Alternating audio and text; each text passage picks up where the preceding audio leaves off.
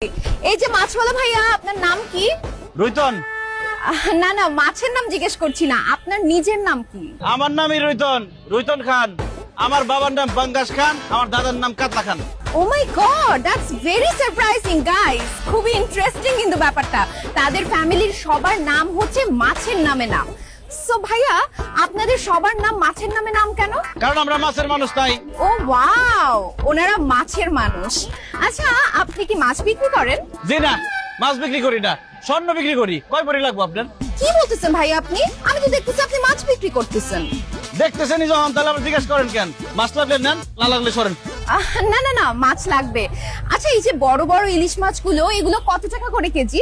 একদম 2200 টাকা KG. Guys, এখন দেখাবো কিভাবে মাছের দাম কমাতে হয়। ভাইয়া, এত সুন্দরী একটা মেয়ের কাছে আপনি মাছ বিক্রি করবেন, মাছের দাম একটু কমায় রাখেন না। এই বড় ইলিশ মাছটা দেন, 300 টাকা দিব। কি বললেন আপনি? একটা ইলিশ মাছের দাম 300 টাকা? প্রেম করেন আপনি? বয়ফ্রেন্ড আছে? না, আমি সিঙ্গেল। আমিও সিঙ্গেল। প্রেম করবেন আমার সাথে? প্রেম করেন, ইলিশ মাছ সব ফ্রি দিয়ে দেবো। কিসের, একটু ফোনটা অফ করতো। এই জেল্লার করে জেল্লা, কি বললি তুই? বাংলা ভাষায় কথা বলছি, বুঝেন নাই? আপনার ভালো লাগছে, আপনার লগে প্রেম করুন।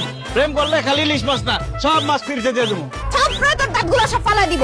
সামান্য একটা মাছ হলে তুই আমার সাথে প্রেম করতে চাস? চেহারা জীবনে আয়নায় দেখছস? অবশ্যই দেখছি। মাছ বেচলেও আমি একটা ফর্সা সাদা, এই যে ইলিশ মাছের মতো চেহারা আমার।